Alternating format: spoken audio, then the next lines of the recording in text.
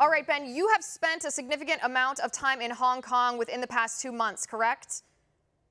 Yes, I've been there twice, and it's been an incredible scene to see. It's a unique story and one that deserves the world's attention. Right, so being embedded with these protesters, first of all, give us an idea of what is going on from the perspective of the people on the ground, what they feel the government is doing to them, what they feel like they're asking for, that they're not being listened to by the government. The thing to understand about these protests is that while they began around an issue of extradition, basically the ability of the mainland in China to take people out of Hong Kong who are accused of crimes and try them on the mainland, it's now about a lot of issues that are much bigger than that. It's about the autonomy of Hong Kong citizens. It's about their ability to have the kind of relationship that they've had in the past with mainland China.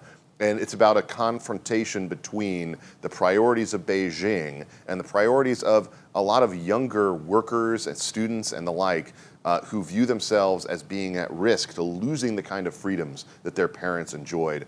In terms of what they're experiencing on the ground, Liz, I have to tell you, it was incredible for me to see the kind of confrontations that were happening between the police and the students, the young people, the young professionals who are on the street there, who are really experiencing the brunt of a regime of tear gas, of violence, of a police force that is really out to get them in a lot of different senses. I was surprised to see a police force that had covered any kind of identifying numbers, badges, or the like in Hong Kong.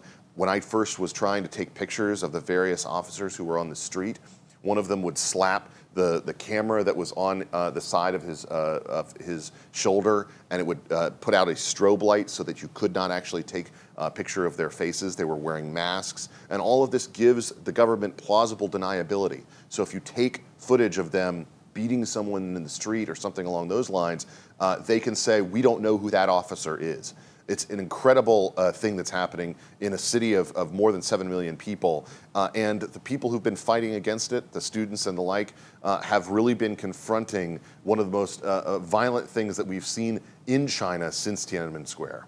Right, so what you're describing is an existential threat. These people feel that they're facing an existential threat to their freedom, to what we know as life, liberty, and the pursuit of happiness.